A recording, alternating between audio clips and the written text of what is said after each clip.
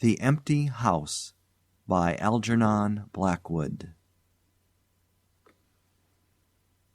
Certain houses, like certain persons, manage somehow to proclaim at once their character for evil.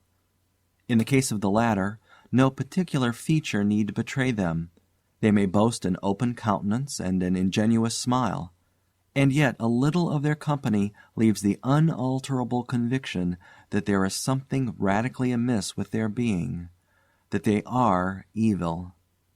Willy-nilly they seem to communicate an atmosphere of secret and wicked thoughts, which makes those in their immediate neighborhood shrink from them as from a thing diseased.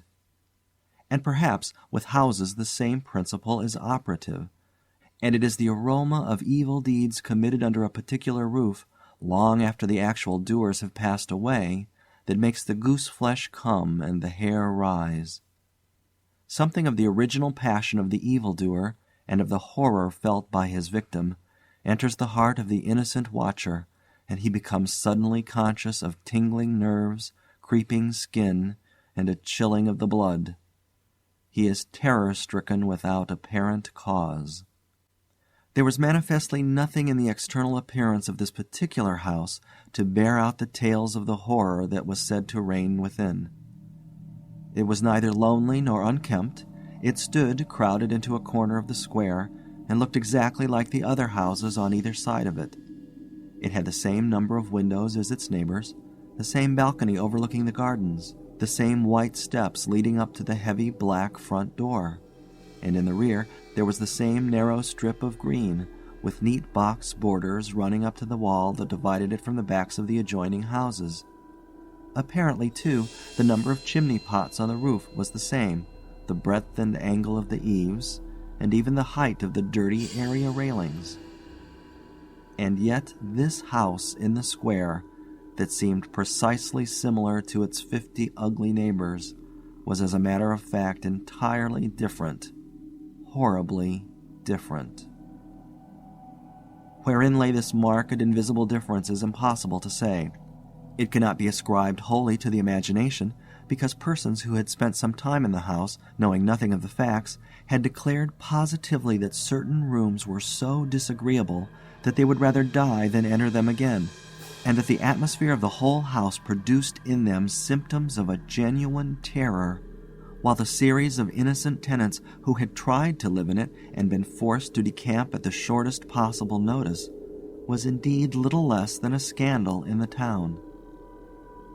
When Shorthouse arrived to pay a week-end visit to his Aunt Julia in her little house on the seafront at the other end of the town, he found her charged to the brim with mystery and excitement.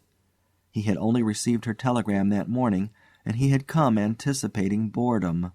But the moment he touched her hand and kissed her apple-skin wrinkled cheek, he caught the first wave of her electric condition. The impression deepened when he learned that there were to be no other visitors, and that he had been telegraphed for with a very special object.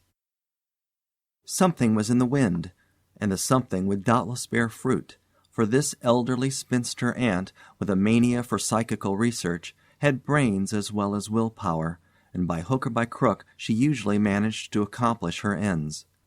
The revelation was made soon after tea, when she sidled close up to him as they paced slowly along the sea-front in the dusk.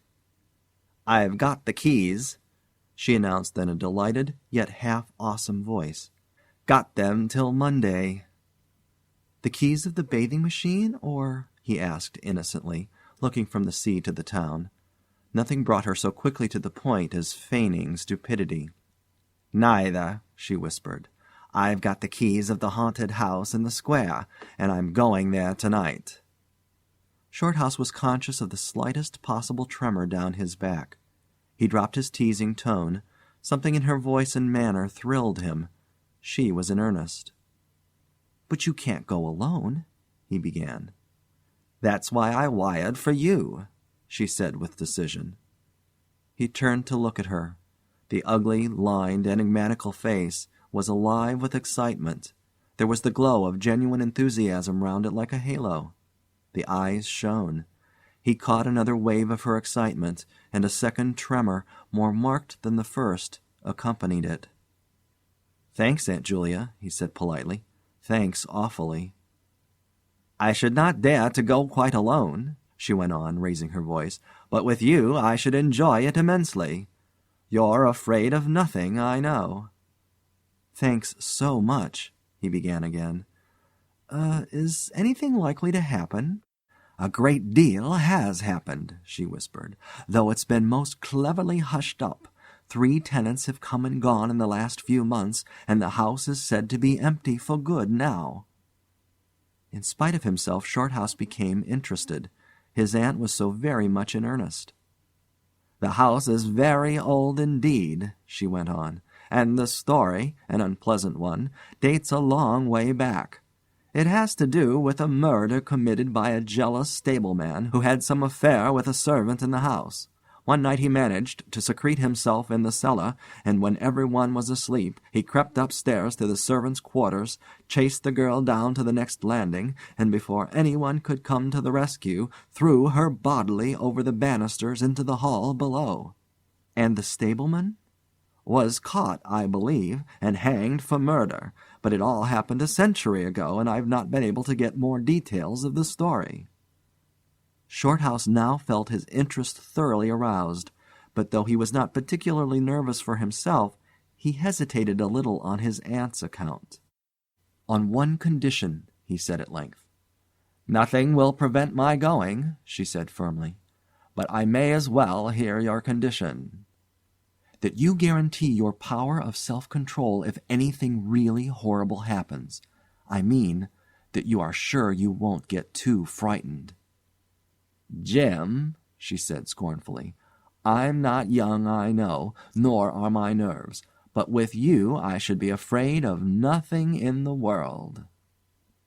This, of course, settled it, for Shorthouse had no pretensions to being other than a very ordinary young man, and an appeal to his vanity was irresistible. He agreed to go.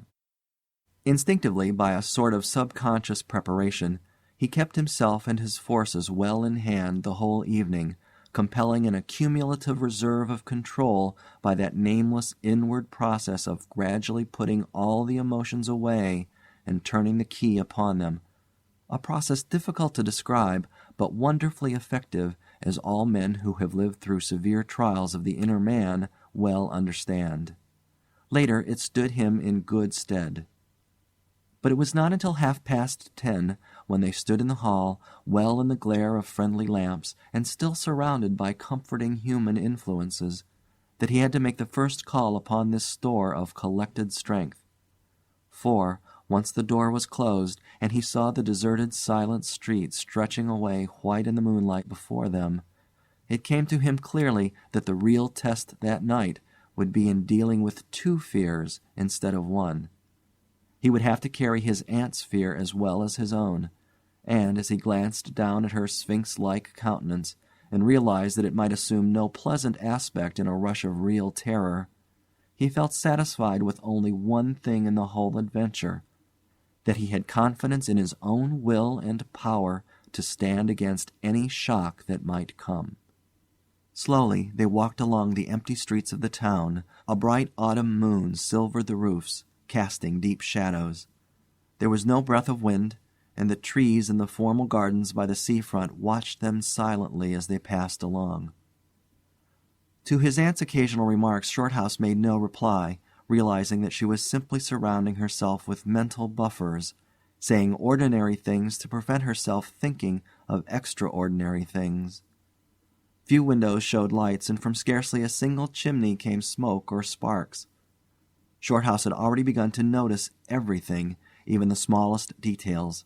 Presently they stopped at the street corner and looked up at the name on the side of the house full in the moonlight, and with one accord, but without remark, turned into the square and crossed over to the side of it that lay in shadow. "The number of the house is 13, whispered a voice at his side, and neither of them made the obvious reference, but passed across the broad sheet of moonlight and began to march up the pavement in silence.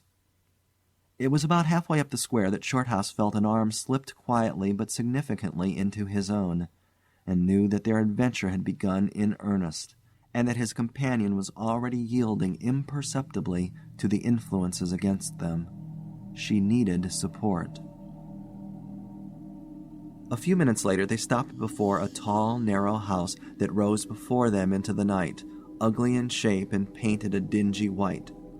Shutterless windows without blinds stared down upon them, shining here and there in the moonlight.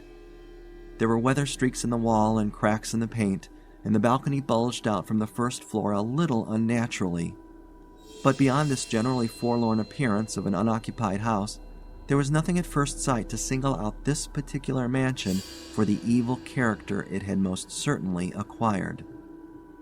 Taking a look over their shoulders to make sure they had not been followed, they went boldly up the steps and stood against the huge black door that fronted them forbiddingly. But the first wave of nervousness was now upon them, and Shorthouse fumbled a long time with the key before he could fit it into the lock at all. For a moment, if truth were told, they both hoped it would not open, for they were a prey to various unpleasant emotions as they stood there on the threshold of their ghostly adventure. Shorthouse, shuffling with the key and hampered by the steady weight on his arm, certainly felt the solemnity of the moment. It was as if the whole world, for all experience, seemed at that instant concentrated in his own consciousness, were listening to the grating noise of that key. A stray puff of wind wandering down the empty street woke a momentary rustling in the trees behind them, but otherwise this rattling of the key was the only sound audible. And at last it turned in the lock, and the heavy door swung open and revealed a yawning gulf of darkness beyond. With a last glance at the moonlit square, they passed quickly in, and the door slammed behind them with a roar that echoed prodigiously through empty halls and passages. But instantly, with the echoes, another sound made itself heard, and Aunt Julia leaned suddenly so heavily upon him that he had to take a step backwards to save himself from falling. A man had coughed close beside them, so close that it seemed they must have been actually by his side in the darkness. With the possibility of practical jokes in mind, Shorthouse at once swung his heavy stick in the direction of the sound, but it met nothing more solid than air. He heard his aunt give a little gasp beside him. "There's someone here," she whispered. "I heard him." "Be quiet," he said sternly. "It was nothing but the noise of the front door." "Oh, get a light, quick," she added, as her nephew, fumbling with a box of matches, opened it upside down and let them all fall with a rattle onto the stone floor. The sound, however, was not repeated, and there was no evidence of retreating footsteps. In another minute they had a candle burning, using an empty end of a cigar case as a holder, and when the first flare had died down he held the impromptu lamp aloft and surveyed the scene. And it was dreary enough in all conscience, for there is nothing more desolate in all the abodes of men than an unfurnished house dimly lit, silent, and forsaken, and yet tenanted by rumor with the memories of evil and violent histories. They were standing in a wide hallway. On their left was the open door of a spacious dining room, and in front the hall ran, ever narrowing into a long, dark passage that led apparently to the top of the kitchen stairs. The broad, uncarpeted staircase rose in a sweep before them, everywhere draped in shadows, except for a single spot about halfway up, where the moonlight came in through the window and fell on a bright patch on the boards. This shaft of light shed a faint radiance above and below it, lending to the objects within its reach a misty outline that was infinitely more suggestive and ghostly than complete darkness. Filtered moonlight always seems to paint faces on the surrounding gloom, and as Shorthouse peered up into the well of darkness and thought of the countless empty rooms and passages in the upper part of the old house, he caught himself longing again for the safety of the moonlit square, or the cozy, bright drawing-room they had left an hour before. Then, realizing that these thoughts were dangerous, he thrust them away again and summoned all his energy for concentration on the present. "Aunt Julia," he said aloud, severely, "we must now go through the house from top to bottom and make a thorough search." The echoes of his voice died away slowly all over the building, and in the intense silence that followed he turned to look at her. In the candlelight he saw that her face was already ghastly pale, but she dropped his arm for a moment and said in a whisper, stepping close in front of him, "I agree. We must be sure there's no one hiding. That's the first thing." She spoke with evident effort, and he looked at her with admiration. "You feel quite sure of yourself? It's not too late." "I think so," she whispered, her eyes shifting nervously toward the shadows behind. "Quite sure. Only one thing." "What's that?" "You must never leave me alone for an instant." "As long as you understand that any sound or appearance must be investigated at once, for to hesitate means to admit fear. That is fatal." "Agreed," she said a little shakily, after a moment's hesitation. "I'll try." Arm in arm, Shorthouse holding the dripping candle and the stick, while his aunt carried the cloak over her shoulders, figures of utter comedy to all but themselves, they began a systematic search. Stealthily, walking on tiptoe and shading the candle lest it should betray their presence through the shutterless windows, they went first into the big dining room. There was not a stick of furniture to be seen. Bare walls, ugly mantelpieces, and empty grates stared at them. Everything, they felt, resented their intrusion, watching them, as it were, with veiled eyes. Whispers followed them. Shadows flitted noiselessly to right and left.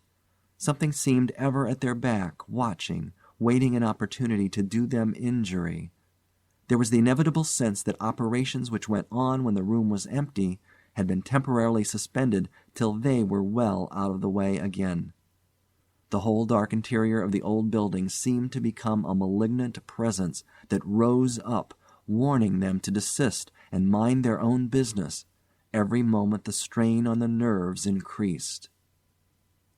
Out of the gloomy dining room they passed through large folding doors into a sort of library or smoking room, wrapped equally in silence, darkness, and dust. And from this they regained the hall near the top of the back stairs. Here a pitch-black tunnel opened before them into the lower regions, and, it must be confessed, they hesitated. But only for a minute. With the worst of the night still to come, it was essential to turn from nothing. Aunt Julia stumbled at the top step of the dark descent, ill lit by the flickering candle, and even Shorthouse felt at least half the decision go out of his legs. "Come on," he said peremptorily, and his voice ran on and lost itself in the dark, empty spaces below. "I'm coming," she faltered, catching his arm with unnecessary violence. They went a little unsteadily down the stone steps, a cold, damp air meeting them in the face, close and malodorous. The kitchen, into which the stairs led along a narrow passage, was large, with a lofty ceiling. Several doors opened out of it, some into cupboards with empty jars still standing on the shelves, and others into horrible little ghostly back offices, each colder and less inviting than the last. Black beetles scurried over the floor, and once, when they knocked against a deal table standing in a corner, something about the size of a cat jumped down with a rush and fled, scampering across the stone floor into the darkness. Everywhere there was a sense of recent occupation, an impression of sadness and gloom. Leaving the main kitchen, they next went toward the scullery. The door was standing ajar, and as they pushed it open to its full extent, Aunt Julia uttered a piercing scream, which she instantly tried to stifle by placing her hand over her mouth. For a second Shorthouse stood stock still, catching his breath. He felt as if his spine had suddenly become hollow, and someone had filled it with particles of ice. Facing them, directly in their way between the doorposts, stood the figure of a woman. She had disheveled hair and wildly staring eyes, and her face was terrified and white as death. She stood there motionless for the space of a single second. Then the candle flickered and she was gone, gone utterly, and the door framed nothing but empty darkness. "Only the beastly jumping candlelight," he said quickly, in a voice that sounded like someone else's and was only half under control. "Come on, Aunt, there's nothing there." He dragged her forward. With a clattering of feet and a great appearance of boldness, they went on, but over his body the skin moved as if crawling ants covered it, and he knew by the weight on his arm that he was supplying the force of locomotion for two. The scullery was cold, bare, and empty, more like a large prison cell than anything else. They went round it, tried the door into the yard, and the windows, but found them all fastened securely. His aunt moved beside him like a person in a dream. Her eyes were tightly shut, and she seemed merely to follow the pressure of his arm. Her courage filled him with amazement. At the same time he noticed that a certain odd change had come over her face, a change which somehow evaded his power of analysis. "There's nothing here, Auntie," he replied aloud quickly. "Let's go upstairs and see the rest of the house. Then we'll choose a room to wait up in." She followed him obediently, keeping close to his side, and they locked the kitchen door behind them. It was a relief to get up again. In the hall there was more light than before, for the moon had traveled a little further down the stairs. Cautiously they began to go up into the dark vault of the upper house, the boards creaking under their weight. On the first floor they found the large double drawing-rooms, a search of which revealed nothing. Here also was no sign of furniture or recent occupancy, nothing but dust and neglect and shadows. They opened the big folding doors between front and back drawing-rooms, and then came out again to the landing and went on upstairs. They had not gone up more than a dozen steps when they both simultaneously stopped to listen, looking into each other's eyes with a new apprehension across the flickering candle flame. From the room they had left hardly 10 seconds before came the sound of doors quietly closing. It was beyond all question they heard the booming noise that accompanies the shutting of heavy doors, followed by the sharp catching of the latch. "We must go back and see," said Shorthouse briefly, in a low tone, and turning to go downstairs again. Somehow she managed to drag after him, her feet catching in her dress, her face livid. When they entered the front drawing-room it was plain that the folding doors had been closed half a minute before. Without hesitation Shorthouse opened them.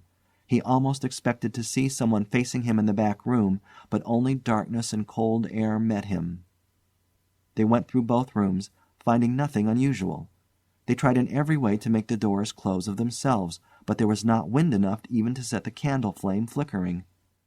The doors would not move without strong pressure. All was silent as the grave. Undeniably the rooms were utterly empty, and the house utterly still. "It's beginning," whispered a voice at his elbow, which he hardly recognized as his aunt's. He nodded acquiescence, taking out his watch to note the time. It was 15 minutes before midnight. He made the entry of exactly what had occurred in his notebook, setting the candle in its case upon the floor in order to do so. It took a moment or two to balance it safely against the wall. Aunt Julia always declared that at this moment she was not actually watching him, but had turned her head towards the inner room, where she fancied she heard something moving. But at any rate both positively agreed that there came a sound of rushing feet, heavy and very swift, and the next instant the candle was out. But to Shorthouse himself had come more than this, and he has always thanked his fortunate stars that it came to him alone, and not to his aunt too. For, as he rose from the stooping position of balancing the candle, and before it was actually extinguished, a face thrust itself forward so close to his own that he could almost have touched it with his lips. It was a face working with passion, a man's face, dark, with thick features, and angry, savage eyes. It belonged to a common man, and it was evil in its ordinary normal expression, no doubt, but as he saw it, alive with intense, aggressive emotion, it was a malignant and terrible human countenance. There was no movement of the air, nothing but the sound of rushing feet, stockinged or muffled feet, the apparition of the face, and the almost simultaneous extinguishing of the candle. In spite of himself, Shorthouse uttered a little cry, nearly losing his balance as his aunt clung to him with her whole weight in one moment of real, uncontrollable terror. She made no sound, but simply seized him bodily. Fortunately, however, she had seen nothing, but had only heard the rushing feet, for her control returned almost at once, and he was able to disentangle himself and strike a match. The shadows ran away on all sides before the glare, and his aunt stooped down and groped for the cigar case with the precious candle. Then they discovered that the candle had not been blown out at all. It had been crushed out. The wick was pressed down into the wax, which was flattened as if by some smooth, heavy instrument. How his companion so quickly overcame her terror Shorthouse never properly understood. But his admiration for her self-control increased tenfold, and at the same time served to feed his own dying flame, for which he was undeniably grateful. Equally inexplicable to him was the evidence of physical force they had just witnessed. He at once suppressed the memory of stories he had heard of physical mediums and their dangerous phenomena, for if these were true, and either his aunt or himself was unwittingly a physical medium, it meant that they were simply aiding to focus the forces of a haunted house already charged to the brim. It was like walking with unprotected lamps among uncovered stores of gunpowder. So, with as little reflection as possible, he simply relit the candle and went up to the next floor. The arm in his trembled, it is true, and his own tread was often uncertain, but they went on with thoroughness, and after a search revealing nothing, they climbed the last flight of stairs to the top floor of all.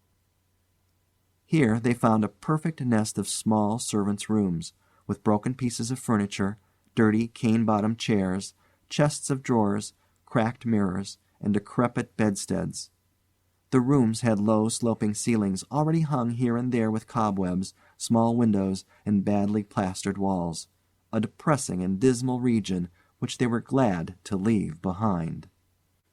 It was on the stroke of midnight when they entered a small room on the third floor, close to the top of the stairs, and arranged to make themselves comfortable for the remainder of their adventure. It was absolutely bare, and was said to be the room, then used as a clothes closet, into which the infuriated groom had chased his victim and finally caught her. Outside, across the narrow landing, began the stairs leading up to the floor above, and the servants' quarters where they had just searched.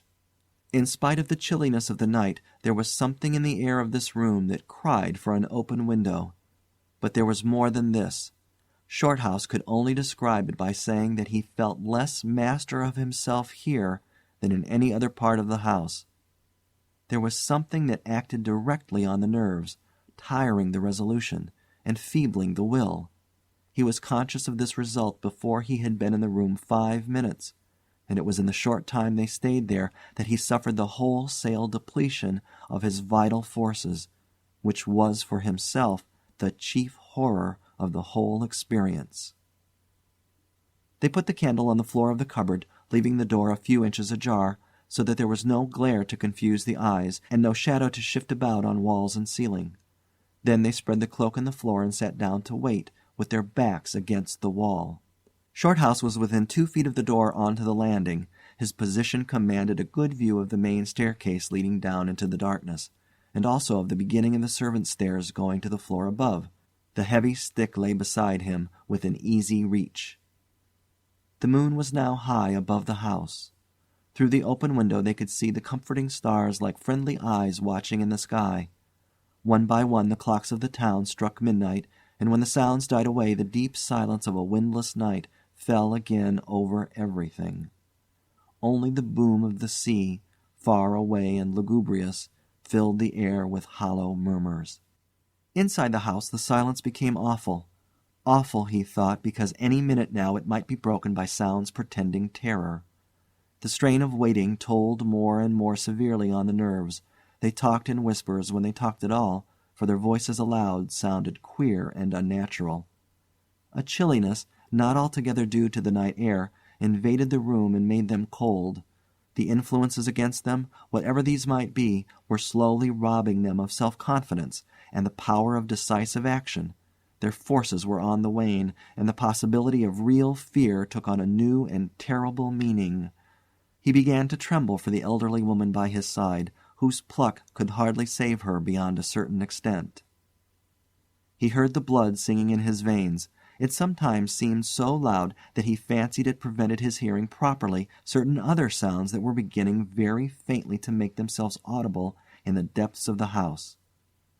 Every time he fastened his attention on these sounds, they instantly ceased.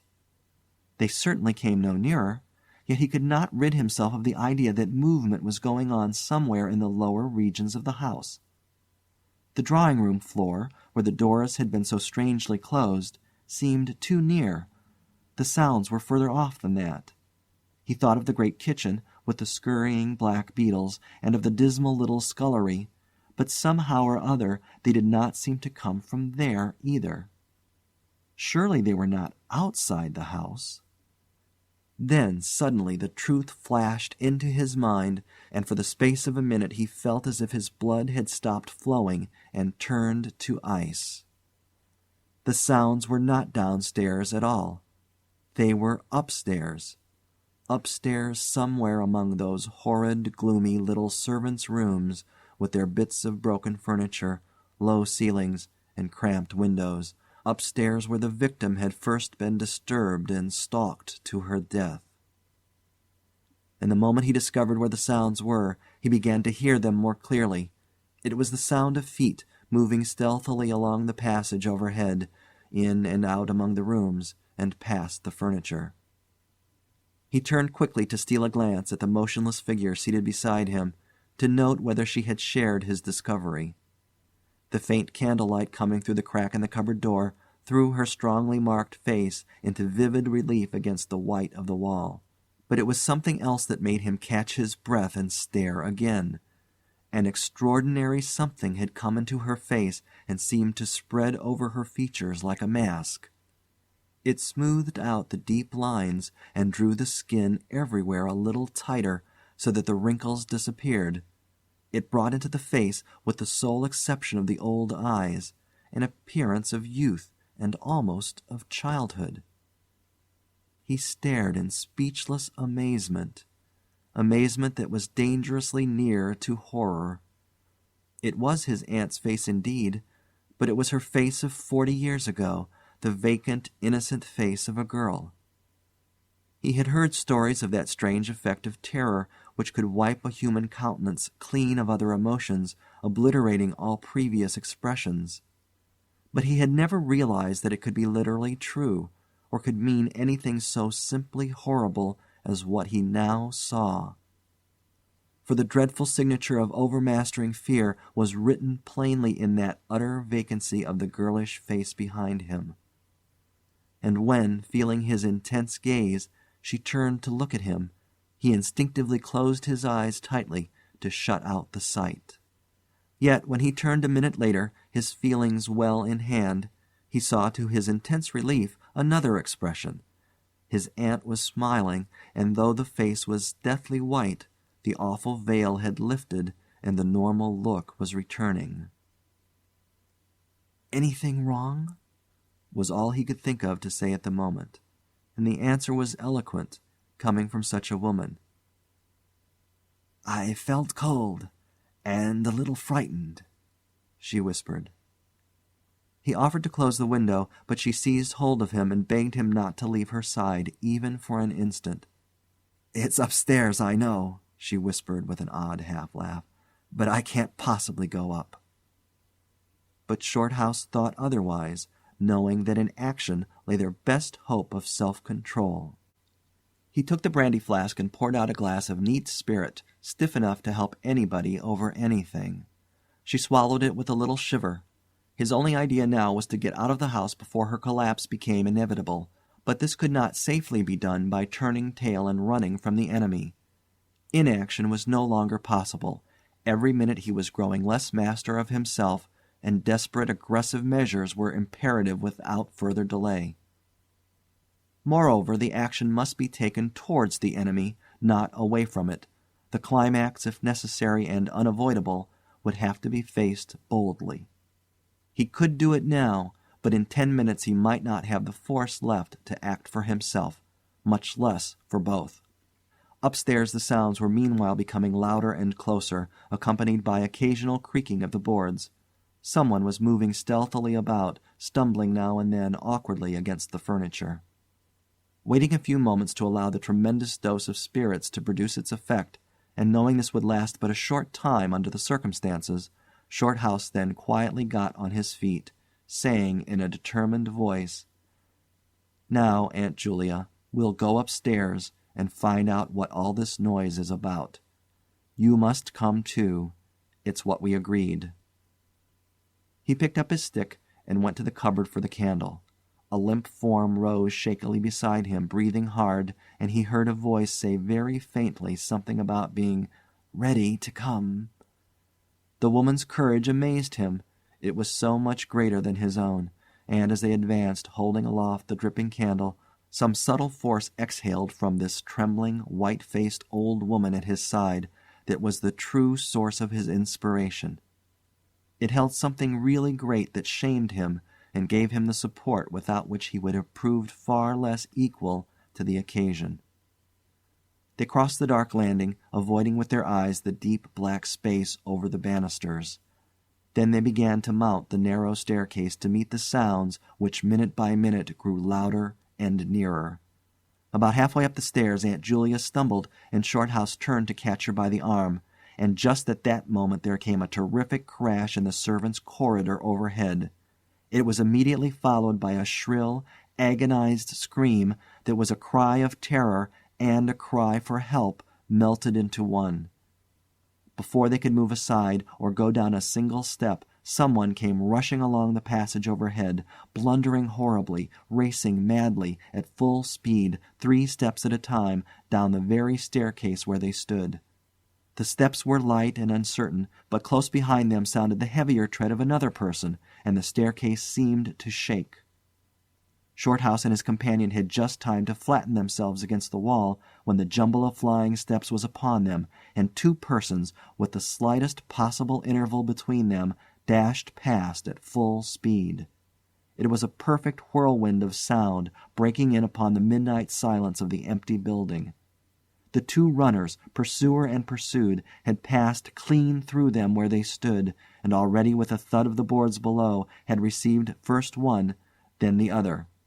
Yet they had seen absolutely nothing, not a hand or arm or face, or even a shred of flying clothing. There came a second's pause. Then the first one, the lighter of the 2, obviously the pursued one, ran with uncertain footsteps into the little room which Shorthouse and his aunt had just left. The heavier one followed. There was a sound of scuffling, gasping, and smothered screaming, and then out onto the landing came the step of a single person treading weightily. A dead silence followed for the space of half a minute, and then was heard a rushing sound through the air. It was followed by a dull, crashing thud in the depths of the house below, on the stone floor of the hall. Utter silence reigned after. Nothing moved. The flame of the candle was steady. It had been steady the whole time, and the air had been undisturbed by any movement whatsoever.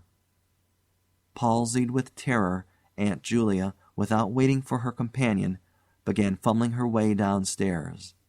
She was crying gently to herself, and when Shorthouse put his arm around her and half carried her, he felt that she was trembling like a leaf. He went into the little room and picked up the cloak from the floor, and, arm in arm, walking very slowly, without speaking a word or looking once behind them, they marched down the 3 flights into the hall.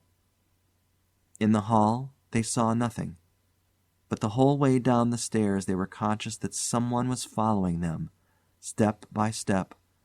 When they went faster, it was left behind, and when they went more slowly, it caught them up.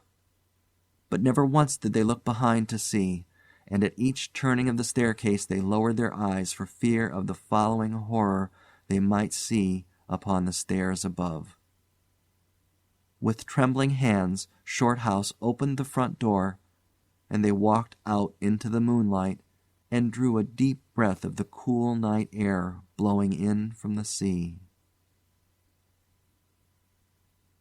End of The Empty House.